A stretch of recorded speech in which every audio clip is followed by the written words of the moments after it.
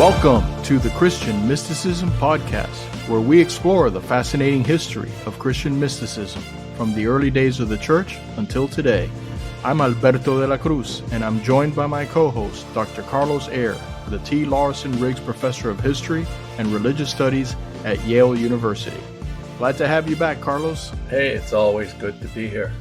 Very excited for a new episode of the Christian Mysticism Podcast, so let's get right to it. Who do you have for us today? John of the Cross, St. John of the Cross, who lived between 1542 and 1591, died when he was 49 years old, and was a close associate and friend of St. Teresa of Avila. As a matter of fact, she kind of pointed him in the direction that made him who he is. So tell us a little bit about John of the Cross. Yeah, John of the Cross. Interesting. His birth name was Juan de Yepes y Alvarez, and he was descended from Jewish converts. So he was technically known as a converso, even though he was himself had never been Jewish. It was his ancestors who were. And by the time that he reached adulthood in Spain, there were already so-called purity of blood statutes, which prevented anyone descended from Jews or Muslims to hold positions of responsibility in either church and state, or to actually practice certain professions. So there was active discrimination that started while he was an adult. Although he himself escaped this discrimination, his life was far from free from trouble. His father died when he was just a little boy. And his mother, back then there were no pension funds. He lived in extreme poverty during his entire childhood, and actually he ended up being educated as an act of charity by schools that took in poor children. He got a very good education, but he lucked out. His life could have gone in a very, very different direction. There are some who think one of his brothers died in childhood, and they think it might have been from malnutrition. So he had a very, very hard beginning to life, and the rest of his life was also fairly hard. But he is one of the greatest mystics in the Catholic tradition and was proclaimed a doctor of the church in the early 20th century. He's one of the few theologians and mystics that have that title, doctor of the church. And his life, which was so difficult in the beginning, seemed to not be pointing in the direction which he eventually took, because he ended up studying at the University of Salamanca, the oldest and finest university in Spain during his day. He was very, very well trained in theology, and he was very, very, very intelligent, and also a literary genius. He wrote in Spanish, Castilian Spanish, for his day, but his texts, mystical texts, and his poems are simply beautiful. And the poems, as a matter of fact, and we'll get to the poems later on, poems are just so stunningly beautiful, so moving. He is one of the few mystics who, Teresa of Avila also wrote poems, but his poems are she wrote many more poems than she did. And they are a unique distillation of his mysticism. But we can get to that later. At one point in his life, this is where St. Teresa comes in. He joined a monastery, and he thought he would join a different order. He joined the Carmelites. Then he thought he would become a Carthusian. Carthusians, I think I've brought them up before. They're very, very strict. They're actually one of the very few orders in the history of the Catholic Church that claims it has never needed to be reformed because it was never corrupted. Carthusians live a combination of communal monasticism and hermit monasticism. The individuals live apart from each other in their own cells. They get together, of course, periodically, but much of their day is spent in solitude as hermits. And he wanted to join that order. But just by coincidence or divine providence, I forget why he was in Medina del Campo, he ran into Teresa of Avila, who was establishing one of her convents there, one of her reformed Carmelite convents in Medina del Campo. And she talked him out of joining the Carthusians and actually roped him into starting a reform of the male Carmelites in Spain. So Teresa was already reforming the female Carmelite order, which took the name the Discalced or Barefoot Carmelites. They wanted to return to their original 13th century rule with great strictness. And she convinced John to do the same for the males. So he undertook this task. Very hard thing to do in any time period, but especially in the 16th century in Spain, there were already so many religious orders that most towns and cities did not like the establishment of new monastic foundations because it just meant there were either more beggars begging for money or more buildings taken up by monastics. And it could be a drain on town resources. So anyway, he set out to reform the male Carmelites, and everything was going according to plan, slowly, but according to plan. And for a while, he also served as chaplain at Teresa's monastery. They got to know each other very, very well. And as I think I've mentioned before in our podcast on the physical phenomena of mysticism, he and St. Teresa levitated together. It's one of the few instances of two mystics going up simultaneously. But that's not what makes him so important. That's not what makes him a doctor of the church. It's his mysticism.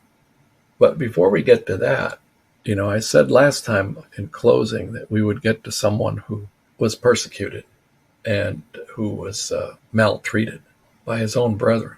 And that's what happened to John. Given the length of time that we have, it's not possible to get into the details of this, but the male Carmelites started arguing with each other about whether or not this reform of their own order should be carried out. And to cut to the chase, make a long story as short as possible, John's brethren ended up imprisoning him in Toledo, the city of Toledo, in their monastery in Toledo, in a very small room, 6 feet by 10 feet, with no window. The only light he got in there was from a hole in the door to the room next door that had some outside light coming in. He was fed nothing but bread, water, and a little bit of dried fish. And he was there for many months in this condition. And they also periodically whipped him, and he was whipped in the presence of his brethren. So during this period, oddly enough, he managed to write some of his most sublime poetry. A brother who was not into, harassing him, snuck him paper. And I suppose he had some kind of writing implement, I don't know what, but he managed to compose some of his most sublime poetry. And also, much of his mysticism was shaped by this experience of, utter desolation and actually, persecution and torture. So John of the Cross was persecuted for wanting to reform? Yes. And, the story gets very, very complicated and involved because it involves the male leadership of the Carmelite order in Spain. And as is the case with anything in the Catholic Church, some connection to Rome, officials from Rome, who are giving certain orders to the Carmelites, and the leaders of the Carmelites don't agree, and so on and so forth. And John of the Cross gets caught in the crossfire, basically. And because he was, in fact, very active in, establishing new monasteries. If you're opposed to some change, you usually go for the person who is spearheading the change. And so that's what happened to him. But he escaped. He escaped from his cell. And actually, I don't know if it's still there or not, but 40 years ago when I was in Toledo, I saw the plaque on this wall that said, "It is in this spot that John of the Cross climbed down from his window and escaped his imprisonment." I've been to Toledo several times, and I'm sorry to say I've never had a chance to see that. I didn't go looking for it. I just stumbled onto it. It was a very, very odd moment. There's just so much there. It's a tiny little town, but every step you take, there's something to look at. There's something. It's very compact, and it is a very old city. And it's one of my favorite cities in Spain. Yeah, it's beautiful. And it was shelled during the Spanish Civil War and suffered quite a bit of damage. But if anyone goes there now, they won't see any signs of that destruction. They'll just see this beautiful medieval city very compact, right? Still ringed by walls. Definitely wasn't designed to sustain automobile traffic. No, absolutely not. And I don't, and I don't know how a carriage could get through some of those streets because Yeah. Oh, a yeah. horse would barely fit. And it's very tough for women in high heels because of all the cobblestones. Wasn't made for high heel shoes either, It definitely wasn't. which all these monastics would approve of. Oh, yeah, make it hard for people to walk in high heels. But yeah, John escaped, and he ended up being able to carry out some more reforms. Eventually, all this infighting within his order and fighting between papal representatives and so on, it all calmed down for a while. But towards the end of his life, it fired up again, and he actually ended up having a very tough time towards the end of his life. He didn't live all that long. By our standards, he died young, 49. And he died in Huesca, where there was a Carmelite monastery, but ended up being buried in Segovia. And like St. Teresa of Avila, his body was cut up, carved up, and different pieces of it sent to different places where there are still relics of St. John of the Cross. And he wrote a lot. That's the part of the story we haven't gotten to. He's not only a reformer, but a writer. Well, before we get to that, can you tell us a little bit about his relationship with St. Teresa of Avila? Oh, they were very, very close. He had served as her confessor for a few years. And from her, of course, he not only picked up the reforming fervor, but also her mysticism. Although if you read their texts, and then there are similarities that we can focus on, John is a very different writer. And as a matter of fact, if you view them from a certain perspective, which is that of organization, they are very different. Whereas Teresa's texts, they vary not only in how they're organized, but they vary insofar as the extent of having a very precise outline, especially when compared to John's. John's texts, I like to call them scientific. He is so detailed. He's got such a clear, detailed outline of everything. As compared to Teresa, he is much more academic, as one would expect, because Teresa didn't have a university education, and he did. He's very systematic. He proposes a system. Teresa does too, especially in her interior castle, the Spanish title Las Moradas. That's her most carefully outlined and schematic text about the mystical path. But St. John just has her beat. And actually, St. John can be very difficult to read. And as a matter of fact, I tend not to assign John of the Cross to any of my classes, because I learned the hard way early on when I was a bit too optimistic about how much my students could take in. And I realized after a couple of years, 2 or 3 years of assigning John and seeing how befuddled my students ended up being, that I said, no, I'm not going to assign this guy anymore. It's too much. It's too hard. So I do mention him in my class, of course, and we read poems. That's one part of John of the Cross I'd love to assign. But of course, there's nothing harder when it comes to translation, nothing harder to translate than poetry, because so much of poetry has to do with the words chosen by the poet and how they rhyme, especially. Sometimes you can't find a way of translating anything that has the same beauty as the original. I caught, as I was reviewing John of the Cross and Teresa for this podcast, the one thing caught my eye that I think they both have in their poetry that is similar, and I think, they shared it. I don't know if Teresa influenced John or vice versa, or if they're both, of course, drawing from the same tradition. But in their poetry, they do focus in some places on the fact that they'd like to die, because they've been to a much, much better dimension, and they miss it when they're not there. They long for death as a release from basically, imprisonment in the body. Or especially in the case of John of the Cross, his love poetry, the absence of the loved one, or the distance from the loved one, or the infrequency of togetherness. He only outlived Teresa by 9 years. She died in 1582. He died in 1591. But both of them are still acknowledged, not only as the two most important Spanish mystics, but two of the most important mystics of the Catholic tradition, and therefore Christian tradition. I wonder, what was the age difference between St. John of the Cross and Teresa of Avila? He was much younger. She was born in 1515. He was born in 1542. So that's a considerable difference in age. And so of course, he admired her and he looked up to her. And she basically turned his life around. It's very hard to do that with somebody else's life. So I think the age difference gave shape to their relationship. Almost like a motherly relationship.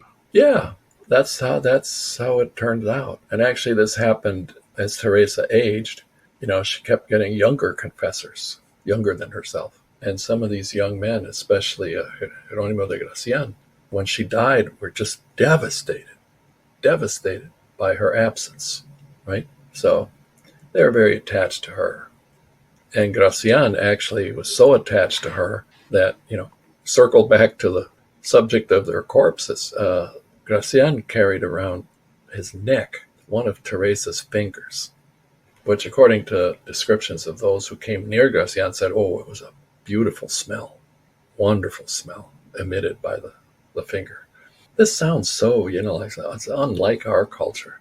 Nowadays. Yeah, I was about to say, it sounds so morbid. Yes, it does. It does. But, this is one thing about Spanish mysticism, especially 16th century Spanish mysticism, is this, I was going to say fascination, but it's not fascination. It's something stronger than that, is this... veneration.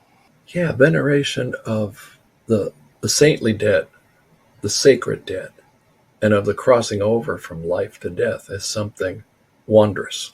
Painful, yes, but wondrous, because those bits and pieces taken from both of these saints we're talking about were believed to be connected to heaven.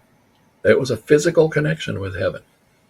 And in both their cases, they longed for death as releasement rather than as something terrible, terrifying. But one has to keep in mind that, of course, you read their texts and you see what they have to say about their experiences. Well, they've gone somewhere that's so much better, and they've encountered God very, very deeply, intensely. In a few minutes, we'll get to this in St. John of the Cross, why all of this is so significant and so necessary for understanding him. Well, before we get there, can you tell us a little bit about his mysticism? Yeah, sure. Again, as I said, it's difficult because it's complexity and it's the amount of detail. But he's very focused on a specific path to the divine that involves self-emptying and self-abandonment and letting go. Does that sound familiar? Oh, yeah. Well, we've been there before. In this respect, he's very influenced by Eckhart and his disciples, what gets called Rhineland mysticism, the Rhenish mystics, Eckhart and his disciples. The similarities with them are very intense. And this self-abandonment and self-emptying, he breaks down into 4 phases. And this is as far as I'm going to get into the outline. Because after that, actually, it gets more complex. First step, he calls the active night of the senses. Notice, night. All these 4 steps are nights. Nights are dark. There's a bit of darkness here. The active night of the senses. Is this the first step towards, ridding yourself of attachment to this world? And he speaks about this very clearly in one of his books titled, Ascent of Mount Carmel. And actually, for Ascent of Mount Carmel, he actually drew a diagram.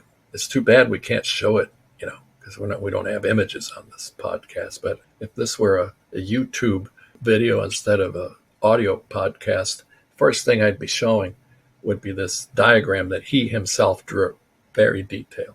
And why Mount Carmel? Well, they're Carmelites, for heaven's sakes. They're an order that was founded on Mount Carmel, the Holy Land. So that's the first step, active night of the senses. Second step, It's the passive night of the senses. Notice active and passive. Teresa also talks about this division of stages between active and passive when it comes to prayer. That, the early stages of prayer, you're very active, you're contributing a lot. It's hard, it's difficult. She uses images that are about water, how one obtains water. At the very beginning, yeah, you're very active. And actually praying is a lot like drawing water from a well. It's hard. Second step, passive night of the senses. This can be explained most deeply in another book of his, The Dark Night of the Soul. Boy, does that title call up all sorts of images. Actually, he wrote a poem, Dark Night, while he was locked up in that tiny 6 by 10 foot cell without light. That imprisonment actually transformed him. And as I was preparing for today, I saw that someone interpreting his incarceration or his imprisonment, not as something that his brothers should be criticized for, but as something wonderful that God did, because that incarceration so shaped him, turned him into the mystic he was. So anyway, in the passive night of the senses, God is actually helping you, pulling you out of yourself.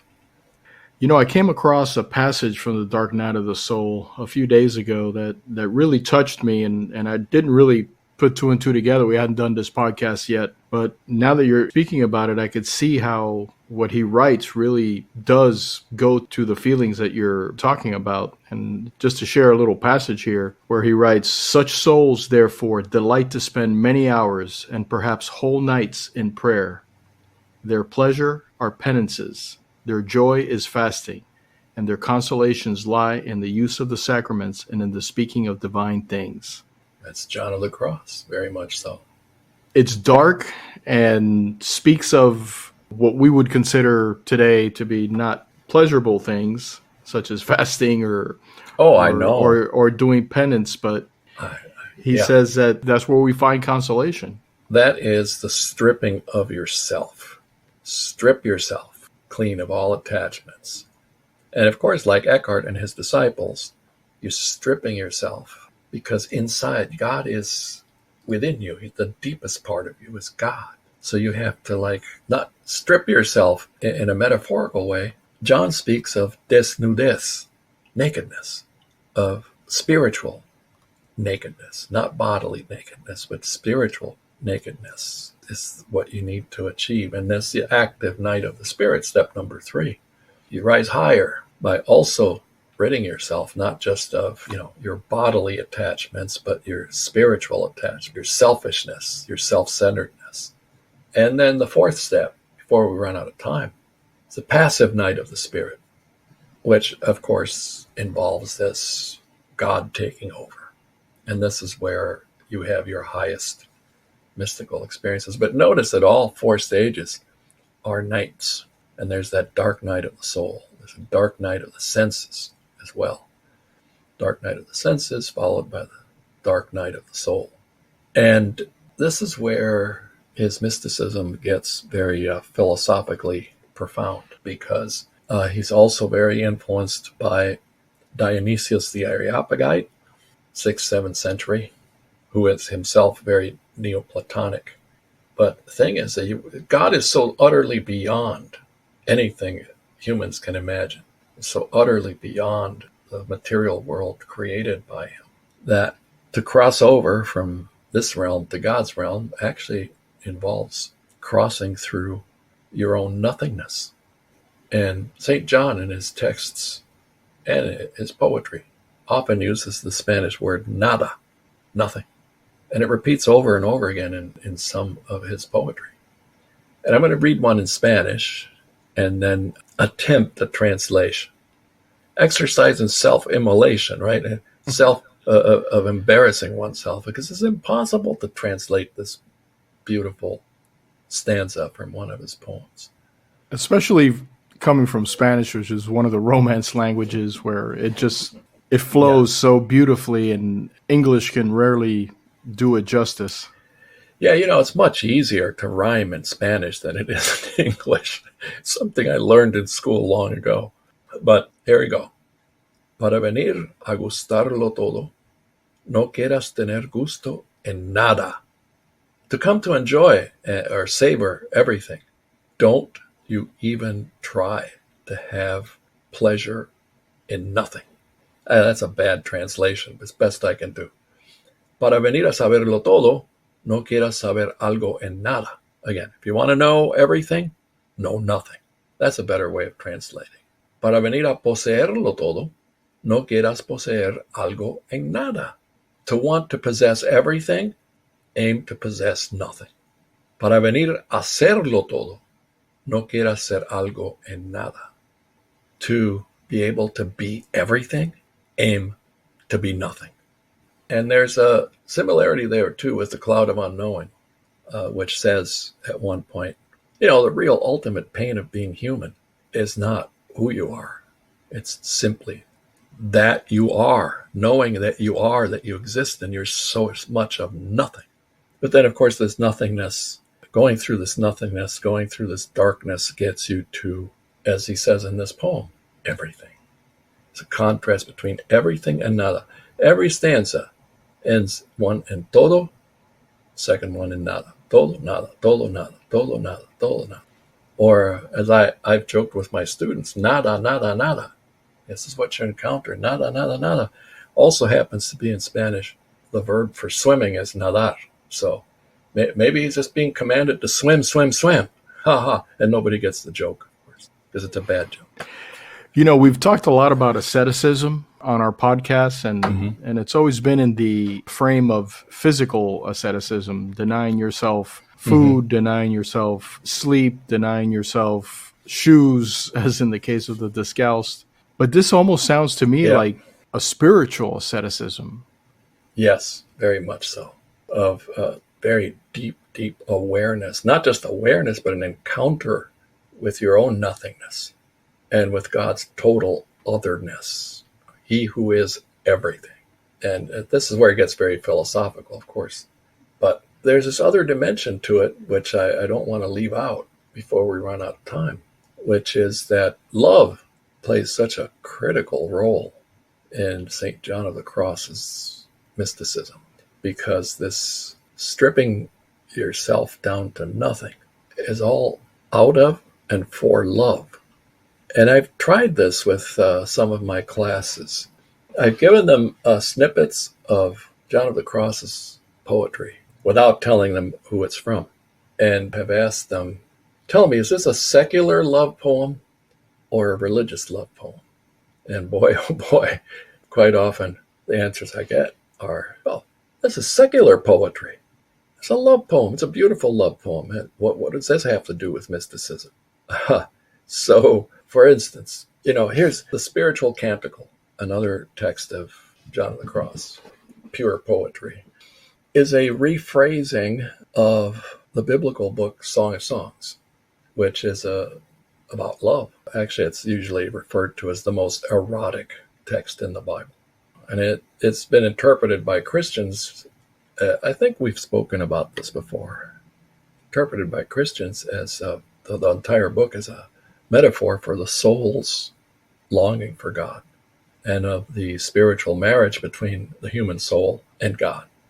So St. John takes this beautiful biblical text, but composes this, I think, even more beautiful poetry in Castilian Spanish. And there are two stanzas in particular I want to focus on, because they're the ones I give to my students and say, tell me, what does this say to you? Especially this one stanza. Descubre tu presencia y máteme tu hermosura. Mira que la dolencia de amor no se cura, sino con la presencia y la figura. How does one translate this? I've tried many times. I've given up feeling good about any translation. But basically, the first line is, reveal yourself. Descubre tu presencia. The way the poem is building up to this point is that the lover has vanished. The lover's not around, but you long to be there with your loved one. So, reveal yourself. Descubre tu presencia. Y máteme tu hermosura. Slay me with your beauty. God, I get chills every time I read this. Slay me with your beauty. Mátame tu hermosura. No, death again. Kill me with your beauty. Mira que la dolencia de amor. Consider that dolencia could be interpreted as an illness. The illness of love, the pain of love, is not cured, no se cura, except with presence, presencia, y figura, and how you look, your beauty. There's no mention of God there whatsoever, right? But this is all about the soul's longing for God. It's missing God. It's wanting to be with its love, which is God. And there's a stanza before that one that goes as follows. Ay, ¿quién podrá sanarme? Who could heal me? Acaba de entregarte ya de vero. No quieras enviarme de hoy más ya mensajero que no saben decirme lo que quiero. I'll translate very loosely. Who could heal me? Give yourself to me. Truly give yourself to me. Stop sending me messengers that don't know how to say what I want or don't know how to speak to me of what I want. God sends messengers. Messengers are the world he created. The beauty of the world is not enough. And they're actually poor messengers of the real thing. So I think one reason that John of the Cross ended up being declared doctor of the church is not because of the beauty of his poetry, but the meaning, the truths that his poetry tries to convey are expressed so clearly, not as a systematic theologian would write or speak about these mysteries. But poetry has this way of getting you into mystery directly. It's definitely very powerful. And I could see how your students would construe it to be secular, to be about one human loving another human. But when you consider that St. John had been to the other side, he had seen real love, he had seen what real desire and what real beauty is, we tend to forget that human desires and human love is what God gave us, but confined within our own ability to understand it. So he was able to see it, and we sort of hear it and we try to frame it within our own ability to understand it. But it just transcends that. When you consider he's talking about God, he's talking about Jesus, it just transcends that, those desires that we have, that we live with, that we're born with, that we deal with day in and day out, they were given to us by God, but those desires were designed to be for God, not necessarily for others. Yeah. And, being humans and being fallen, we've sort of, I guess pun intended, we've perverted them. Yeah. Well, no, you're right. You're right. Because the whole issue of the fall of the human race, the Garden of Eden, is all part of this too. And, there's an echo of Augustine in just about every mystic, Christian mystic. But in St. John, it's a very, very strong echo that, you have made us for yourself. You made us for yourself. And we are restless until we rest in you. This is perfect, not just St. John's words, but this is what he's trying to get across, is that our ultimate longing, our ultimate fulfillment comes from the divine. But, I've often considered the fact that as much as the doctrine of original sin, and as much as all teaching on the fallenness of human nature and the way that things get perverted, right? Like love gets perverted. I'm willing to bet, I am, that John of the Cross at some point in his life fell in love with another human and had experiences. Otherwise, he could, aside from his mystical experiences, to convey it like this, in language like this, there has to be a commensurate human experience of love, and especially of unrequited love. Show yourself to me, descubre tu presencia, and slay me with your beauty. That's powerful. That's the one that is not there. So the back and forth, between the divine realm and the physical realm, human love, divine love, these things paradoxically, mysteriously, are simultaneously very different, but also have a certain degree of similitude or sameness. You know, in pure human language, in pure human terms, I have heard some men say when they've seen a very beautiful woman, say, oh, I just want to die right now. Oh, she kills me. Her beauty slays me. I've heard men say things like this. Beauty has a way of overwhelming you sometimes. And actually in the poems here, in St. John's poems, he talks a lot about the beauty of God's creation, right? That beauty. But what he's saying here is so much more. Those are the messengers that don't really come close to what you really need, what you really want. But of course, you know, in our self-indulgent society, all of the stuff about dark nights and cleansing yourself, ridding yourself of attachments and so on and so forth, it just doesn't sell. But nonetheless, this remains perhaps the most important, most central teaching of the Christian mystical tradition.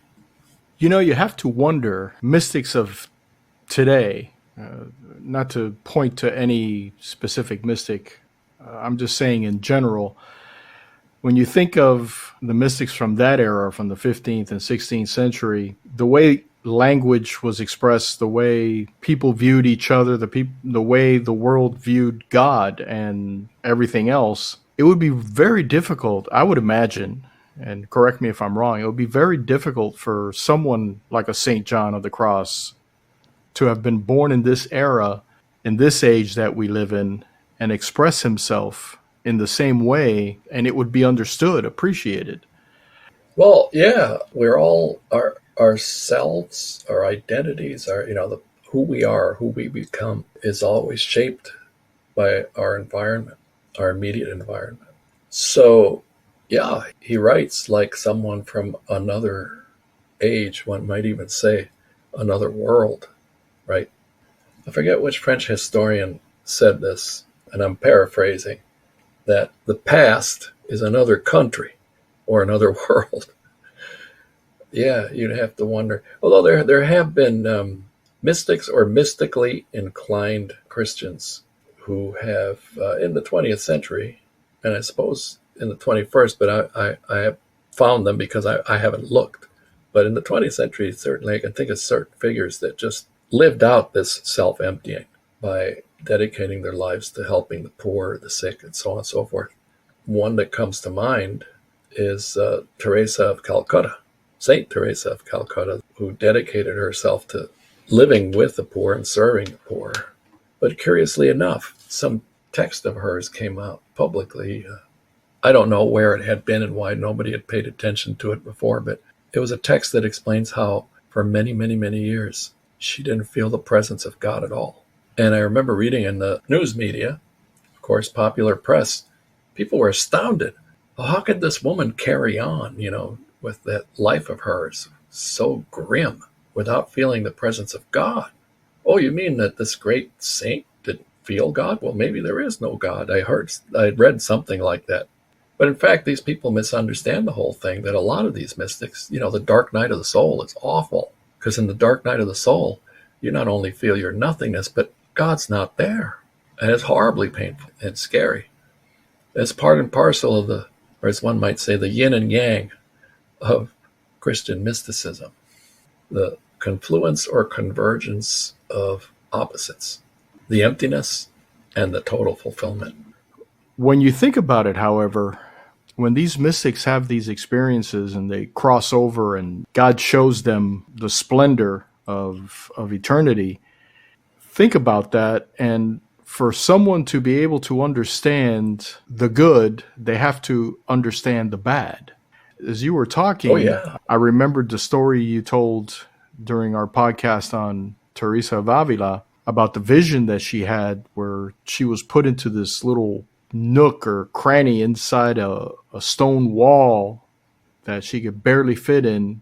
And That's right. God was showing her what hell would be like. And you wonder, what's the purpose of this? What does anyone gain from this? But maybe it's God showing us, for you to fully understand the good, you have to fully understand the bad. Yeah, absolutely. You're correct. And actually, in the case of Teresa's life, that vision of hell came very early on in her mystical life. And it was actually a turning point for her. She realized, this could be my end unless I go in the opposite direction.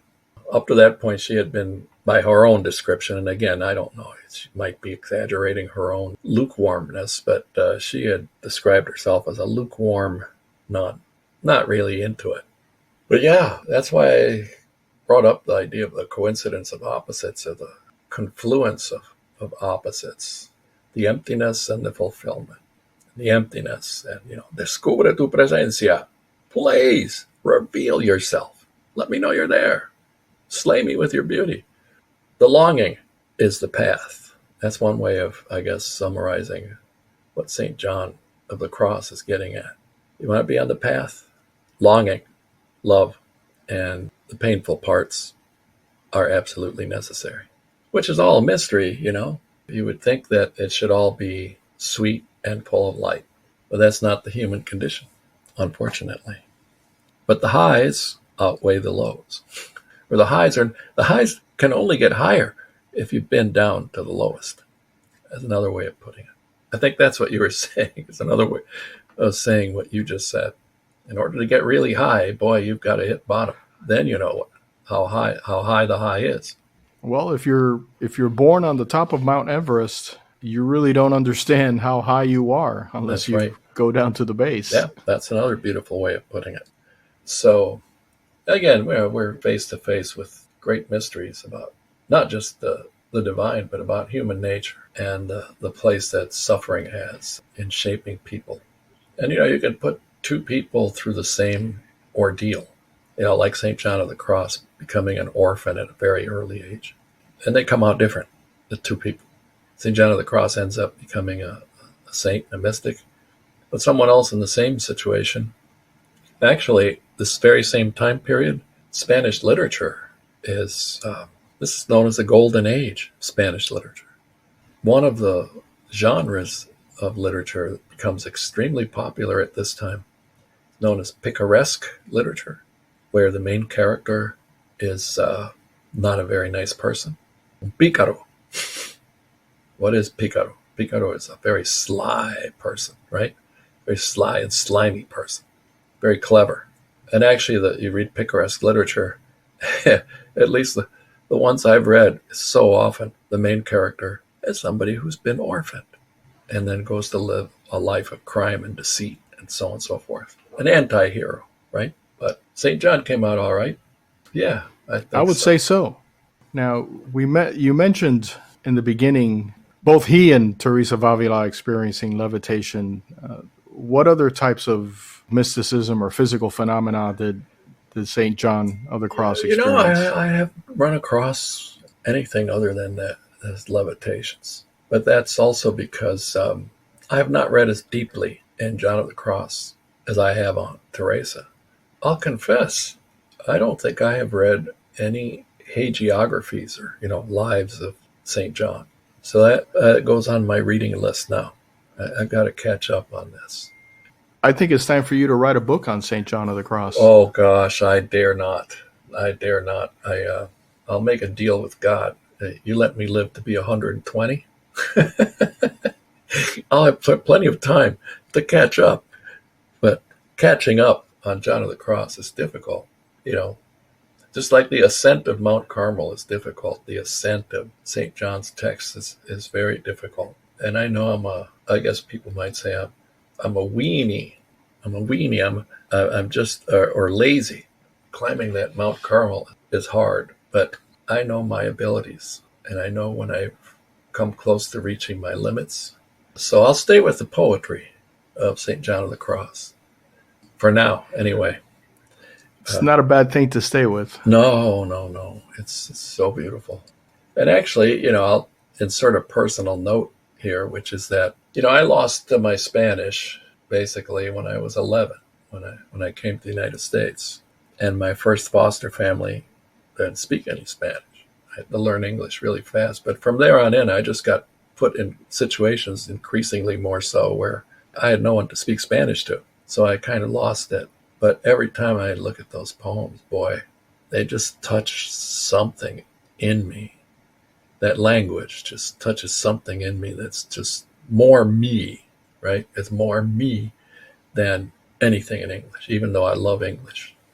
And in many ways, I can compare the two languages and say that English has more sort of earthy words in a sense, these words that are just so strongly Anglo-Saxon, like slap or bog.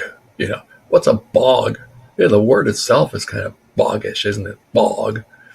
Spanish has some words like that, but there's a lot of words in English that kind of sound like what they are. Yes. Yeah. Though there are some in Spanish as well. Oh, yeah, there are some in Spanish that are beautiful in their own. But whatever your mother tongue is, depending on when it is that you shed your mother tongue, have a different impact on you. There was a time there when that one stanza that I focused on from St. John of the Cross, Descubre tu presencia. Man, that just reached some place inside of me that no other text had ever reached before. And, I actually used to have discussions with my wife, Jane, because she's a scholar of literature. And I used to have friendly arguments with her. I didn't understand poetry. And I would say, what's this use of poetry? Why beat around the bush? Just say what you mean. Why not come out directly and say exactly what it is that you want to mean? What's with all these metaphors? And I think St. John of the Cross was the one poet who turned me around and made me see the beauty, actually the superiority of poetry to prose. Well, the poetry is beautiful, and St. John of the Cross has an incredible story. But I think what we really take away from our talk today is he was an incredibly complex man. Yes, and brilliant, just brilliant in every respect. Moral, intellectual, spiritual. I found that plaque in Toledo by pure chance. I also stumbled onto the place that has the largest pieces of his body, Segovia. I was visiting Segovia for the first time. I had no idea he was buried there. And he's buried in a church that's below Segovia, which is on a cliff. I went down there with my wife, Jane. I didn't know what to expect. And there's a whole busload of French.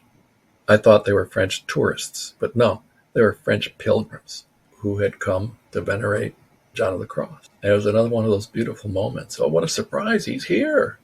And they were all praying the rosary in French, in Segovia. It's one of those. It sounds to me, Carlos, like God's been telling you for a while now that you need to write a book about St. John of the Cross. Yeah. You keep perhaps so.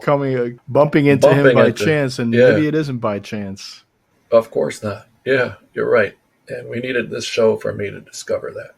Maybe God is telling you to reveal the presence of St. John of the Cross. Oh, well, maybe, yes, maybe. Descubre tu presencia. And of course, if you're doing it in Castilian Spanish, you have to lisp. Descubre tu presencia, which I refuse to do, the lisping.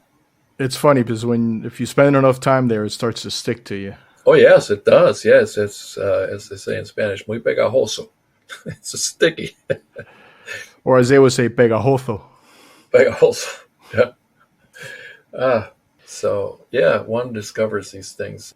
They're revealed bit by bit, and usually through other people. So thank you.